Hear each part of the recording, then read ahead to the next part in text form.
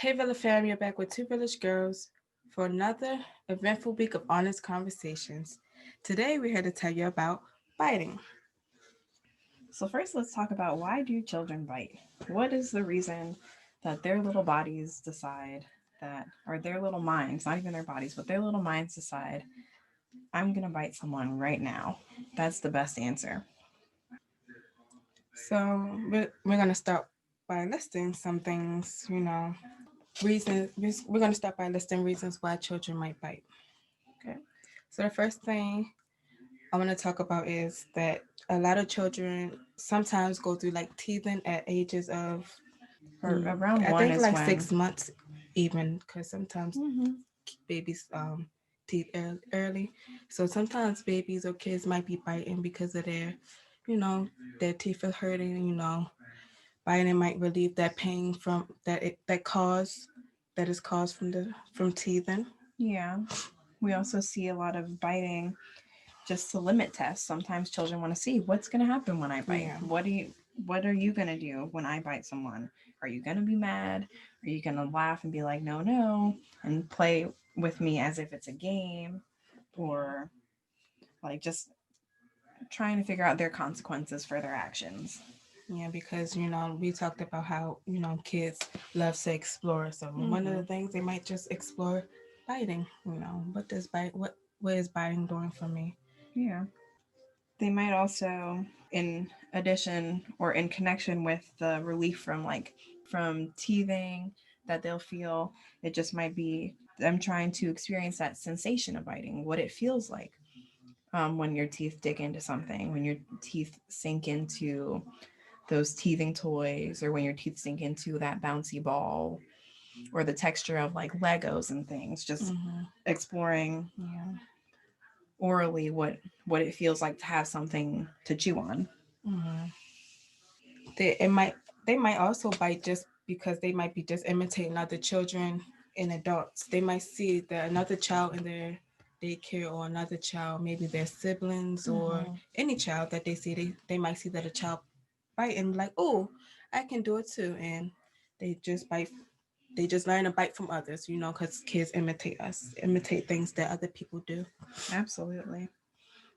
So another reason children might bite is because it gets them attention. It attracts you to where they are and what they're doing, even though it may not be a positive attention, which we'll get into later about drawing attention to the biting. But just giving that attention and feeding into the biting is something Mm-hmm. that causes children to continue biting once they've already started. Yeah, absolutely. And another reason, maybe because they might, act in self defense. They might not know how to respond to a certain situation, and biting is just their quick defense that they do. So that could be also a reason.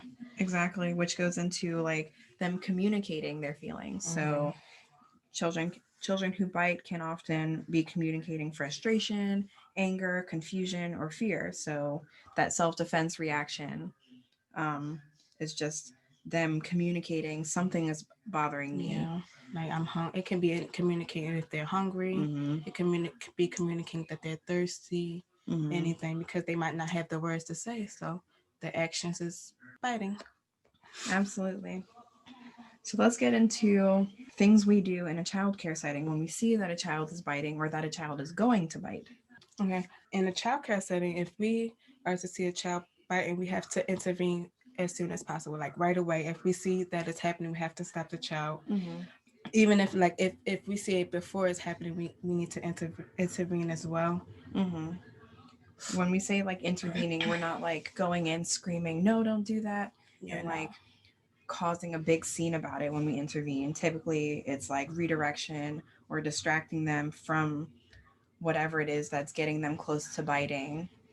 An example of that is like if we have a child, like two children playing with toys, and one child wants the other child's Mm-hmm. toy. Yeah. Um, if they go to grab the toy from the other child and the other child doesn't immediately let them grab the toy, Mm-hmm. their reaction would be um, to be like get angry or get frustrated. Yeah, of course. So if they can't use their hands to grab, their next step is to try and bite because Mm-hmm. okay, now I'm angry and now I'm going to do something to express my anger, which in this case is hurt you by biting you. Mm-hmm.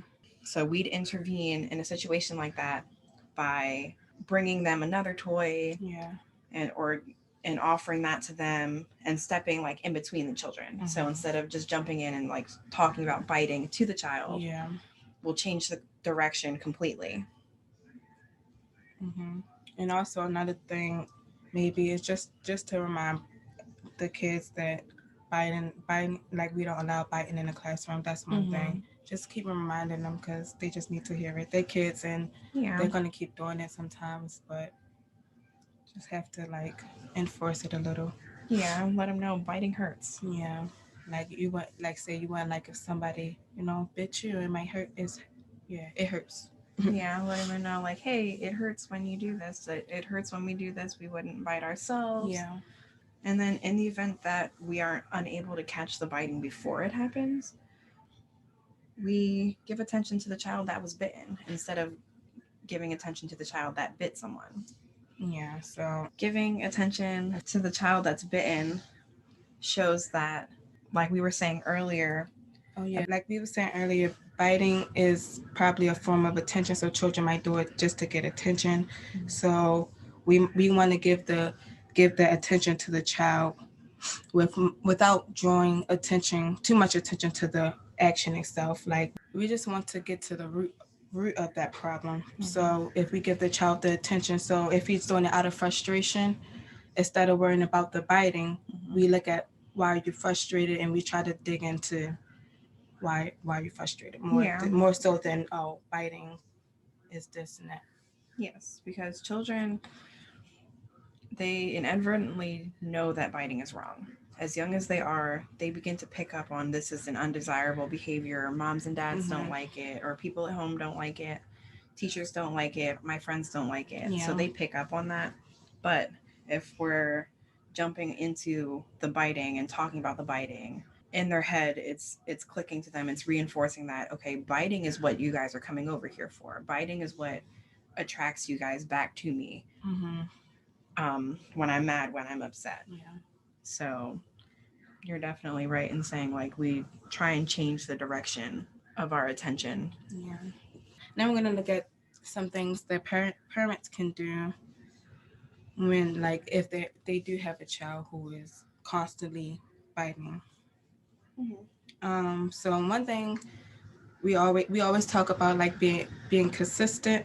So we could you could create a routine and just basically stick to it. So create a routine with your child, and whatever that routine is, you do it daily, and you make sure you stick to it every day, every day.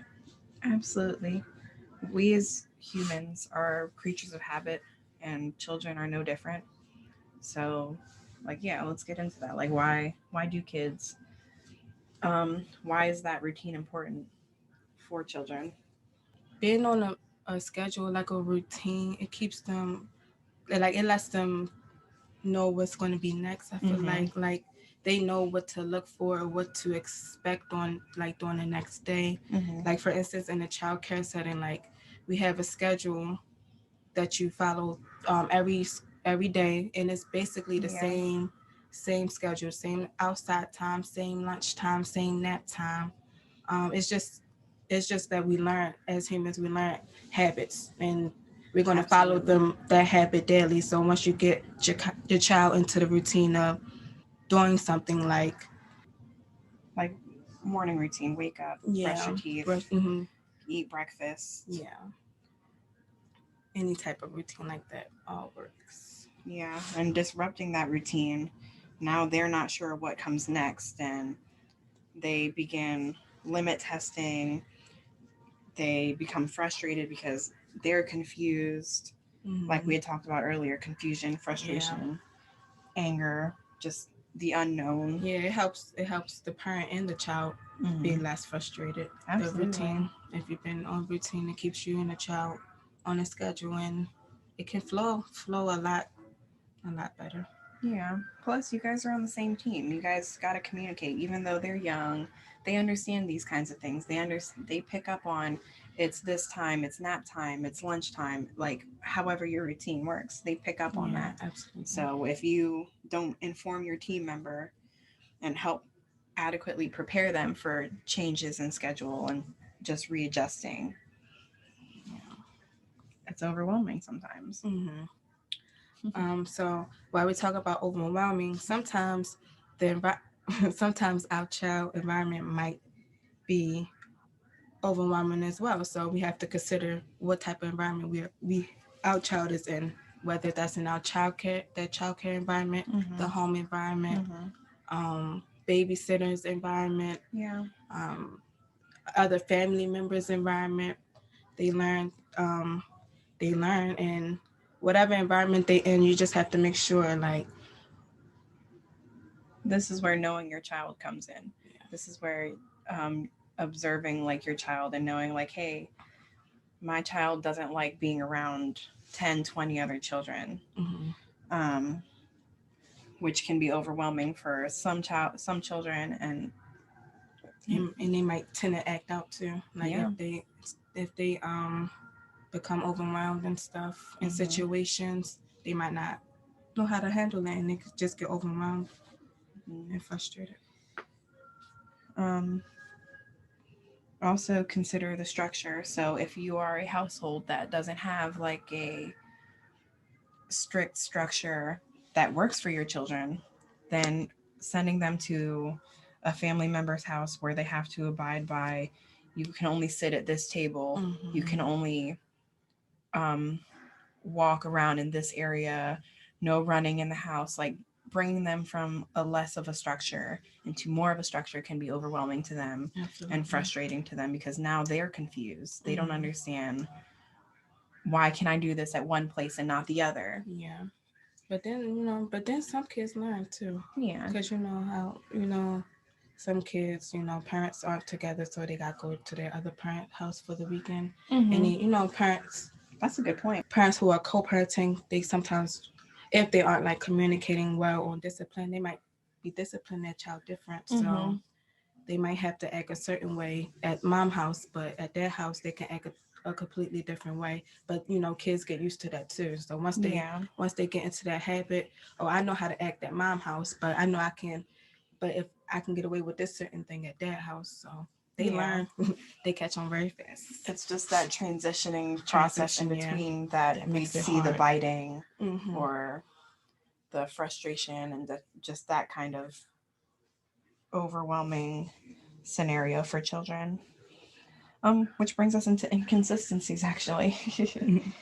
The inconsistencies, some inconsistencies that interfere with your child's routine that can cause biting, or like if you bring a new child into the household, if you have an addition to the family, or maybe there's a loss in the family, or like we were saying, the co-parenting, parents separating, and transitioning from one household to two households for the child.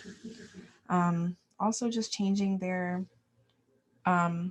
routine, adjusting the routine is a transition for them. So we talked about you guys being teammates. So if you change their nap routine and don't let them know, their bodies aren't adjusted to that, and that becomes frustrating. They're not ready to go to sleep, or they're overtired if you push their nap time to later. Yeah, absolutely. Yeah. Okay, so we just want to let you know that biting is normal, and like kids, children, toddlers, they all going to go through it. And if they do, it's just on how you handle it. And while it hurts, it can be uncomfortable, but it is not deadly. So we just want to choose not to overreact when biting does occur, and have better ways to handle it. Yep. Yeah, and we don't want our child to bite, but if they do, it's not the end of the world. It's just handle it and redirect the behavior. Yeah, as we say, overreacting may reinforce it because of the attention drawn to the action. Yeah. So we try not to overreact. We want to just stop the behavior, not overreact in the behavior. Yep. We can encourage children to stop biting by just being consistent, choosing positive words, Absolutely. Being attentive, but making sure not to be too much attentive on the behavior of biting itself, because then children, like we said, children would just start biting just to get attention from you. Absolutely. What else? And give yourselves a pat on the back. Your child has reached a new milestone. Yeah, So be proud of this, as unfavorable as it might be. Your child is growing. yeah, Congratulations. it's gonna grow. Anyways, thanks, Villa Fam, for tuning in again to another episode with Two Village Girls. Join us every Wednesday for new episodes. If you guys want to learn more about milestones, check out our blog page where we will be posting every Wednesday. Please follow us on all our social medias, which will be listed in the description box below. As always, we want to leave you with some positive vibes to get you through the rest of your week. This week's inspirational quote is by Oscar Wilde, who says, "The best way to make your children good is to make them happy." Thanks, Philip fam. Bye. Bye.